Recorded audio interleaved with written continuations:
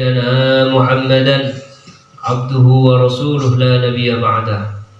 اللهم صل على سيدنا محمد الفاتح لما أغلق والخاتم لما سبق ناصر الحق بالحق والهادي إلى صراطك المستقيم وعلى آله وصحبه حق قدره ومقداره العظيم. رب اشرح لي صدري ويسر لي أمري واحلل عقدة من لساني يفقهوا قولي. أما بعد، قال الشيخ المؤلف السيد محمد بن علوي المالكي الحسني رحمه الله ونفعنا به وبعلومه وبأسراره وبكرامته في الدارين آمين. إلى أن قال: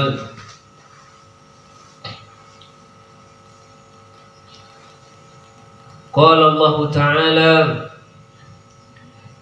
يا أيها الذين آمنوا كتب عليكم الصيام كما كتب على الذين من قبلكم. Allah Subhanahu wa ta'ala berfirman di dalam Al-Quran, Ya ayyuhalladzina amanu, wahai orang-orang yang beriman. Siapa orang yang beriman? Adalah umat Islam yang beriman kepada Allah Subhanahu wa ta'ala dan beriman kepada Nabi Muhammad sallallahu alaihi wasallam dan beriman kepada apa yang diturunkan kepada Nabi Muhammad sallallahu alaihi wasallam, yaitu Al-Qur'anul Karim, yang mana Al-Quran ini diturunkan oleh Allah Subhanahu wa ta'ala pada bulan Ramadan. Jadi terkait dengan keistimewaan bulan Ramadan, bahwasanya Allah Subhanahu wa ta'ala memerintahkan, wahai orang-orang yang beriman, kutiba alaikumus syiyam, diwajibkan atas kalian wahai umat Islam, as-syiyam, puasa, kama kutiba alal ladzina min qablikum, sebagaimana telah diwajibkan atas orang-orang sebelum kalian. Jadi orang-orang sebelum kalian maksudnya umat Nabi terdahulu sebelum Nabi Muhammad SAW juga diwajibkan berpuasa oleh Allah Subhanahu wa ta'ala. Jadi Allah menurunkan perintah kepada seluruh para nabi, itu ada kewajiban selain sholat juga kewajiban puasa. Walaupun berbeda-beda. Kalau umatnya Nabi Muhammad SAW ini pada bulan Ramadan selama 1 bulan penuh. Kalau umat yang lain berbeda syariatnya, disesuaikan dengan nabinya masing-masing. Karena untuk umat Nabi Muhammad SAW, keistimewaan umat Nabi Muhammad SAW diperintahkan pada bulan Ramadan. Wa arsyada ila hikmatihi biqaulihi la'allakum tattaqun.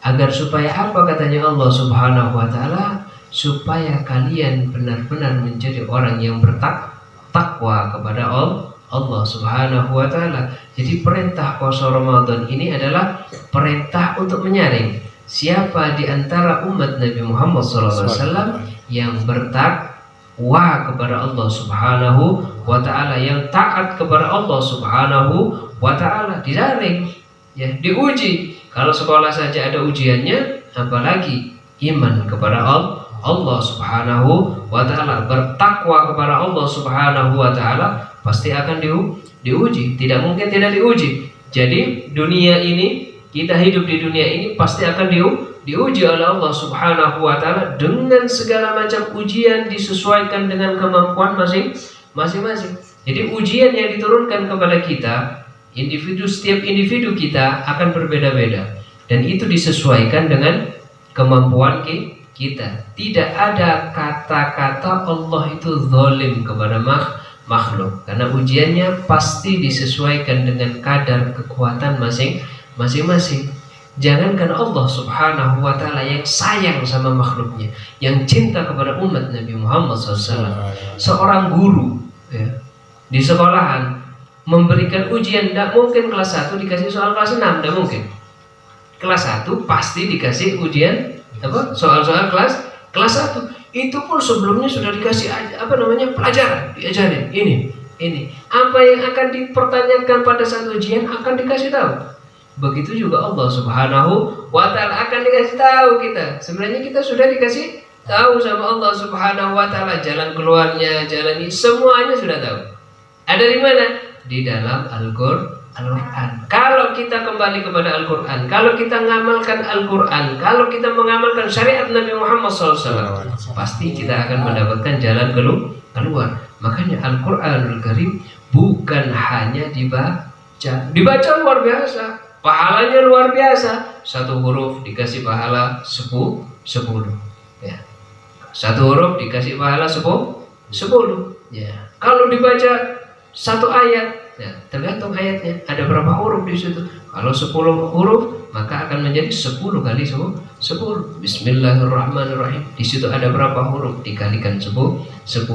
Itu kita bahas tentang pahala dari membaca Al-Qur'an sangat dan luar biasa. Tetapi tidak cukup hanya membaca Al-Qur'an, itu hanya dibaca saja. Karena apa? Karena di situ Al-Qur'an itu adalah isinya adalah petunjuk bagi kita. Kalau kita baca saja tidak paham dengan isinya, maka kita akan ngambang di situ. Ya, ibarat buku petunjuk ketika kita membeli mobil, kendaraan, motor dan lain sebagainya, misalkan ada buku petunjuk, kita baca saja, tapi kita nggak paham isinya. Ya, nanti di situ ditulis bahwasanya bahan bakar apa? Pertalite misalkan ya, diisi solar, habis. Sebaliknya di situ tertera bahan bakar solar diisi pertamax. Nah, habis, beda. Ini terkait dengan apa? Dengan produk yang diproduksi oleh manusia. Nah, Allah Subhanahu wa Ta'ala tahu ini manusia ini, karena Allah yang mencipta. Mulai sejak Nabi Adam alaihissalam sampai akhir zaman, yang mencipta siapa? Allah Subhanahu wa Ta'ala. Allah Maha tahu, alimun, Maha tahu dengan segala macam tingkah pola manusia, dengan apa yang ada di dalam hati manusia, dengan apa yang ada di dalam pikiran manusia. Allah Maha tahu, dan Allah Maha tahu dengan segala macam gerak-geriknya manusia, yang taat, yang paling taat, yang bejat, paling bejat. Ya. Allah tahu, makanya dikasih petunjuk. Ini loh petunjuknya. Kalau kau ingin selamat, ini petunjuknya. Dan petunjuk di dalam Al-Qur'an ini adalah petunjuk yang paling pamungkas, karena tidak ada lagi ayat-ayat, tidak ada lagi kitab suci setelah Al-Qur'an. Maka Al-Qur'an ini sebagai petunjuk pamungkas bagi manusia, maka sangat cocok untuk seluruh lapisan masyarakat, mau laki-laki, mau perempuan, mau tua, mau muda, mau kaya, mau miskin, mau pekerja, karyawan, bos, mau rakyat biasa, mau siapapun, pangkat, tak pangkat, orang biasa, orang yang tinggi derajatnya, semuanya cocok kalau mengamalkan Al-Qur'an, dan pasti mendapatkan jalan keluar. Itu kalau mengamalkan Al-Qur'an. Jadi kita ini disodori sama Allah Subhanahu wa Ta'ala. Kau kepingin tentram, kau kepingin nikmat, ada di dalam Al-Qur'an. Apa yang tidak ada di dalam Al-Qur'an? Otomatis kalau kita berbicara Al-Qur'an akan dijelaskan dengan dawuhnya, sabdanya Nabi Muhammad SAW. Makanya Al-Qur'an dengan hadis Nabi Muhammad SAW tidak bisa dipisah, karena Al-Qur'an, karena hadis Nabi Muhammad SAW menjelaskan isi yang ada di dalam Al-Qur'an, kemudian diterjemahkan atau dijelaskan oleh para ulama. Jadi Al-Qur'an, hadis Nabi Muhammad SAW, sabda-sabda Nabi Muhammad SAW tidak bisa dipisah dengan Al-Qur'an. Kemudian fatwa-fatwa ulama tidak bisa dipisah dengan hadis dan Al-Qur'an. Maka tiga pondasi ini harus tetap diambil oleh kita sebagai umatnya Nabi Muhammad sallallahu alaihi wasallam. Jadi kalau cinta ulama itu menunjukkan cinta kepada Rasulullah, cinta kepada sabda Nabi Muhammad SAW. Kalau cinta kepada Nabi Muhammad SAW, mengamalkan sabda-sabda Nabi Muhammad SAW, berarti pasti mengamalkan Al-Quran, karena setiap apa yang dicontohkan oleh Nabi Muhammad, baik sabda maupun gerak-gerik Nabi Muhammad SAW, itu pasti dari Al-Quran. Maka Al-Quran, sabda Nabi Muhammad SAW, dengan fatwa-fatwa ulama ar-rasikhuna fiddin yang betul-betul mengamalkan, faham betul dengan aturan-aturan Allah dan Rasulnya, pasti akan sesuai, pasti akan sukses hidup di dunia. Apa yang nggak ada di dalam Al-Quran? Sampai pun jalan ada dalam Quran. Ya, janganlah kamu tundukkan pandanganmu. Jadi kalau berpapasan dengan orang yang bukan mahram, yang lain jenis, maka disuruh menundukkan pandangan. Itu dari segi yang remeh. Jalan disuruh, anak kepada orang tua. Apa? Wala taqul lahuma uffin. Jangan kamu mengatakan kepada orang tua. Anak diatur di dalam Al-Quran. Semuanya ada di dalam Al-Quran. Dijelaskan oleh Nabi Muhammad SAW di dalam sabda-sabda Nabi Muhammad SAW. Maka sangat tepat sekali kalau kita kepingin bahagia, kembali kepada Al-Quran. Amalkan Al-Quran, pelajari Al-Quran, ya. Kemudian terapkan Al-Quran di dalam kehidupan sehari-hari. Kalau keluarga kita, setiap keluarga dari umatnya Nabi Muhammad SAW, dari umat Islam ini mengamalkan Al-Quran sabda Nabi Muhammad SAW, apa yang yang dijelaskan oleh para ulama, pasti keluarganya akan menjadi keluarga yang sakinah, mawaddah, warahmah. Kita kalau akan nikah, apa doa kita? Supaya menjadi keluarga yang sakinah, mawaddah, warahmah. Akan tetapi sangat jarang sekali yang faham apa maksudnya sakinah, mawaddah, warahmah. Sakinah, mawaddah, warahmah tidak akan didapat kalau tidak mengamalkan apa yang ada di dalam Al-Quran. Keluarganya tidak mengamalkan Al-Quran. Al-Quran memerintahkan untuk sholat, keluarganya tidak sholat. Al-Quran memerintahkan untuk puasa Ramadan sebentar lagi ini, yang 5 hari lagi akan masuk Ramadan. Ternyata keluarganya tidak mengamalkan puasa Ramadan, disuruh menutup aurat, baik laki-laki maupun perempuan, dengan batasan-batasan yang sudah dijelaskan oleh para ulama melalui sabda Nabi Muhammad SAW. Ternyata keluarganya membuka aurat. Mana mungkin akan menjadi sakinah, mawaddah, warahmah? Di dalam Al-Quran, anak tidak boleh mengatakan kepada orang tua. Ternyata anaknya tidak mengamalkan aturan Al-Quran. Mana mungkin akan menjadi keluarga yang sakinah, mawaddah, warahmah? Jadi kalau keluarga sakinah, mawaddah, warahmah itu mengamalkan Al-Quran, mengamalkan sunnah Nabi Muhammad SAW, mengamalkan syariat Islam, maka pasti akan menjadi keluarga yang sakinah, mawaddah, warahmah ta'ala. La'allakum tattaqun. Ya, perintah puasa ini agar supaya kita menjadi orang yang bertakwa. Biqauli syahrul ramadan alladhi unzila fihi al-Qur'an hudan lin-nasi wa bayyinatin minal huda wal furqan faman syahida minkum asy-syahra falyasum. Jadi syahrul ramadan, bulan Ramadan yang sebentar lagi akan datang ini, bulannya umat Nabi Muhammad SAW, ya. Apa katanya? Allah Subhanahu wa taala, alladzi unzila fihi al-Qur'an, yang mana di dalam bulan Ramadan itu diturunkan pertama kali Al-Qur'anul Karim. Pada tanggal 17 Ramadan, peristiwa nuzulul Quran. Jadi peristiwa nuzulul Quran ini harus kita semarakkan supaya anak-anak kita ini tahu. Jadi peristiwa-peristiwa besar di dalam Islam itu kita semarakkan supaya sebagai tarbiyah, didikan kepada generasi muda Islam agar supaya mengenal, sekarang adalah awal kali diturunkan Al-Quran, sehingga tumbuh harapannya, tumbuh cinta kepada Al-Quran, belajar Al-Quran, membaca Al-Quran, ya, terkait dengan Al-Quran, mengamalkan ajaran-ajaran di dalam Al-Quranul Karim. Hudan lin-nasi wa bayyinatin minal huda wal furqan. Di dalam Al-Quran ini adalah petunjuk bagi manusia, sebagaimana yang sudah dijelaskan tadi, ya, petunjuk bagi manusia. Kepengen bahagia, amalkan Quran, terapkan Al-Quran di dalam keluarga kita. Kalau sebuah keluarga mengamalkan Al-Quran, subhanallah, satu negara pasti akan sakinah, mawaddah, warahmah. Wa bayyinatin minal huda wal furqan faman syahida minkum syahran falyasum. apabila kalian, katanya Allah Subhanahu wa taala, melihat bulan, awal bulan, ya. Biasanya kan kalau mau memasuki Ramadan ada ru'yatul hilal. Apabila melihat, ya, bulan sebagaimana sudah dijelaskan oleh para ulama, insyaallah sudah paham semua, karena tiap tahun mesti ru'yatul hilal, enak kita. Sudah tinggal kita sebagai umat Islam tinggal diam, ya. Ada pengumuman sudah ikut, pengumuman sudah ikut. Nah, ya. Masalah ada perbedaan ini dan itu, ya, yang yakin dengan keputusan A, ya pakai A. B enak. Perbedaan umat ikhtilaf ummati rahmah, katanya Nabi Muhammad SAW.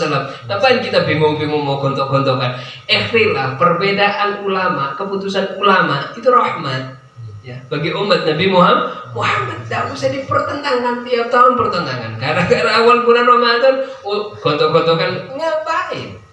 Ya sudah, yang mau ngamalkan ya sudah, ngamalkan ini ya ini. Misalkan hari Senin sama Selasa, ada yang hari Senin mulainya, ada hari Selasa mulainya. Itu sesuai dengan apa? Selama itu diamalkan sesuai dengan ilmunya, ditetapkan dengan fatwa ulama, ya, yang betul-betul tahu, faham dengan ilmunya tentang ru'yatul hilal dengan awal bulan di dalam bulan Ramadan, di bulan-bulan Hijriah, amalkan sudah. Paham, ya? Karena apa? Rahmat bagi kita. Apa? Rahmat apa? Kasih sayang, kan? Rahmat, kasih sayang. Jangan kok kalau kita sesama muslim beda awal Ramadan sudah gontok-gontokan. Sama orang kafir rangkulan. Lihat sifatnya para sahabat Nabi Muhammad SAW. Muhammadur Rasulullah asyidda'u 'alal kufari ruhama'u bainahum. Ya, Muhammad Rasulullah, Nabi Muhammad SAW itu adalah utusan Allah.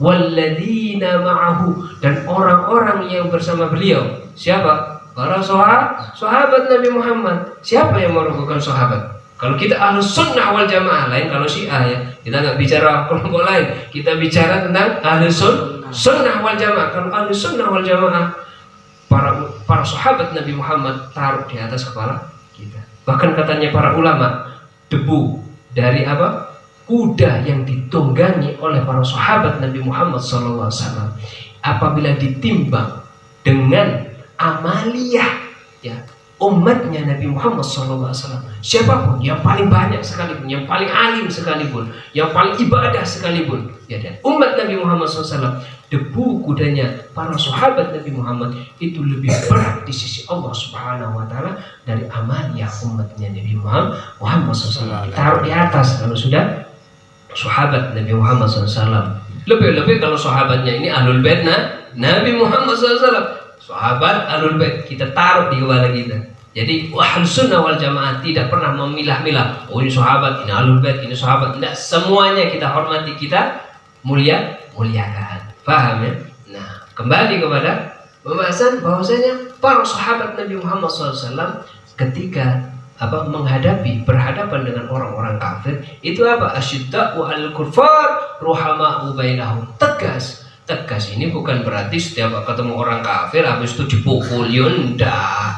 Seperti itu. Paham, ya? Tegas maksudnya ada batasan. Ini saya, ini kamu. Saya Islam, kamu bukan Islam. Saya mengamalkan puasa, kamu tidak mengamalkan puasa. Ya, kamu saya mengamalkan puasa, kamu menghormati saya menghormati kamu juga. Seperti itu. Jangan dibalik-balik. Paham, ya? Semoga kita memasuki bulan Ramadan ini dengan hati yang senang, dengan hati yang girang, dengan hati yang sangat-sangat merindukan datangnya bulan Ramadan, karena bulan Ramadan ini anugerah dari Allah Subhanahu wa taala untuk umat Nabi Muhammad SAW. Diobrol segala macam pahala, segala macam ampunan rahmat dari Allah Subhanahu wa taala, diobrol khusus untuk umat Nabi Muhammad SAW. Rugi kita sebagai umat Nabi Muhammad SAW apabila tidak memaksimalkan bulan yang sangat mulia, yang dimuliakan oleh Allah Subhanahu wa taala, yang dimuliakan disediakan oleh Nabi Muhammad SAW, kita rugi sebagai umat Nabi Muhammad apabila tidak memaksimalkan ibadah di dalam bulan Ramadan. Semoga kita bisa memaksimalkan amaliyah di dalam bulan Ramadan. Amin ya rabbal alamin. Ala hadhihi niyah wa kulli niyatin salihah wa ala hadratin nabi wa ali nabi Muhammad sallallahu alaihi wasallam bisirril Fatihah.